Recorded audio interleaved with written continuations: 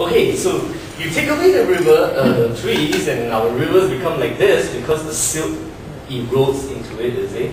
This used to be a perfect stream, clear waters, and then the government comes along to build settlements for the Orang Asli, and these are our guys. I'm trying to get to know the site a little bit better. And that's Belinda.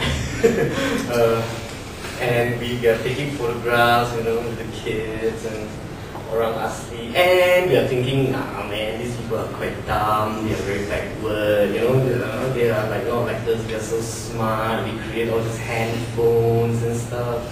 And these, the romance of the jungle, wow, green, wow, it's beautiful here. And one of us fainted. Quickly evaporated all this, you know, beautiful romance of the forest thing, and you know, we are not that clever after all, you know. And I like this from, wait, Davis. We have this extraordinary conceit in the West, okay, this is not me talking, that while we have been hard at work in the creation of technological wizardry and innovation, somehow the other cultures of the world have been intellectually idle. Nothing can be further from the truth, okay? Now this is not my words, but basically Davis goes on to say that biologically all human beings are made equal. Okay? What you do with that intelligence, whether it is, you know, writing poems or making handphones or being in the jungle, surviving, being able to climb that 300-foot tree to get that honey up there, create a poison so that you can shoot it at that invisible sang kancil. Yeah, we are all made equal. I mean, I think the most arrogant thing we can do today is to think that, you know, all these primitive cultures are below us, you see. That's the thing, and that allows us to then wipe out their habitats, wipe out their culture, and wipe out their language. Look, 362 endangered birds and animals, 438 endangered languages. And I look at myself, my God, I am in this trap. I do not speak Hokkien to my son anymore. Right? To next generation Hokkien, the way we speak it, you know, from Medan, Penang, whatever, is gone. My kids, it dies with me, I am, yeah. So this is what going to site has taught me, you know, this is an epiphany here. And we think, look at this, look at this. This is Malaysia. 15,000 species, okay, in this rainforest. Okay?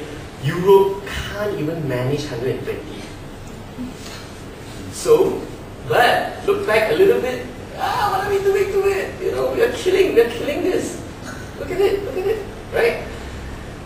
Yeah, this is painful. And this is us trying to learn the way of the forest. Our little Bertam thing. It was a survival camp, and here, me trying to make amends for my evil ways of the architect from Singapore. Now learning to respect the indigenous tribe, to learn to work with them, to learn to include them in our activities. When before that we are so happy to get BlueScope today, we would think, hey, let's get the Orang Asli next door. But we'll still get BlueScope involved because they are friends. And in that way, we build a community, right? This was very recent. We had now GPS. Just 2 years ago, it was hard to get GPS. Now, every single Nokia phone has a GPS. You know, we can walk around the site and we trust the GPS more than our eyes, strangely. And we learn, okay, after all this gloom and doom, right, we have a way forward, okay? Just baby steps, but you know, we are taking it. And the purpose of this talk is also to urge all of us here to think a little bit more in this way, the good earth, Permaculture is a body of knowledge, I would say. Started probably in the 70s, but by this person called Bill Mollison. He's, I think, approaching 90 today. He lives in the outback of Australia. And basically he collected a lot of research from everyone and tried to apply it in his farm. And looking at how we can make permanent culture. Again, this is the interesting part. Ecology is about relationship between the living thing. Sustainability, to me, is managing the disparity caused by human culture and living the living culture. Okay, the living environment that we have. So permanent culture strives to create a sustainable culture in the sense that there is a lot of passive things happening. Plants, through observation, through applied knowledge, work together in guilds. You know, just like human beings work together in guilds, plants can and should work together in guilds. Okay, don't be so sort of naive to think that plants are all our friends. Warning here, you know, the most poisonous poison on earth is not organic, it's not inorganic, it's actually organic, it's actually made by a plant, okay? Our insecticides came from chrysanthemum, okay, brothers? Okay? If you know this, then you would be very careful about nature, okay? Just like in human beings, we've got to be careful about human beings too, right? So permanent culture through observation, and the thing I like about this is that the part about water and the earth and erosion, I think this is the part that we are doing now.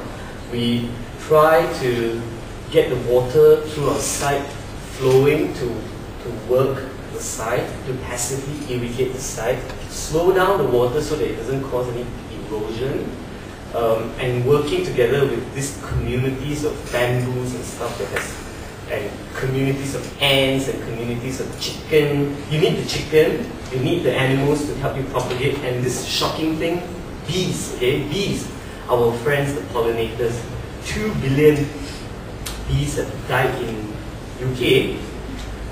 If you cut open the hive, all of them just dead, like hundreds of thousands, just dead. And people do not know why, they just died. Okay, systemic collapse in the UK. Okay, here we are still, the bees are still alive. I don't know in Singapore, but I think in Malaysia there is a possibility of it still being alive. But I think bees, flight path for birds and all that. And Fukuoka, as introduced to me by Kingston, thank you very much. The One Straw Revolution, I think showing the way in how agriculture can be done without chemicals, by working with nature rather than against. And this man, he is like 1 or 2 guys, you know, sprinkling some seeds, working a little bit. He lives to, I don't know, 95 or something. And just a few guys in the farm producing equivalent to an NPK farm. And he's taking this to the organic distributors, and they say, wow, organic food, let's charge double, triple. And this guy says, if you want to charge double, triple, I'm taking my stuff away. He takes it away, he wants to sell it cheap. He says, I put in less work, and I sell it cheap, you know? And I think that is the good part about the good earth, you see. We got to do what is right now. Look at triple bottom line. Not only look at money, but look at the social aspect. Does it affect communities? Does it affect indigenous tribes? Does it affect languages? Whatever. You know, think people around us. And this, the graphic designers, not the architects, have started doing. You know, they have written a charter for ethics. You know, graphic designers, because they realize that, shit, you know, the poster I'm making is causing all these young guys to consume poison. You know, is this right? I'm putting energy to researching subliminal programming to program young children. Is that right? So they decided that they have to stop that, and you know, they want to spread that. So what about architecture? You know, is there a good architecture? Thank you.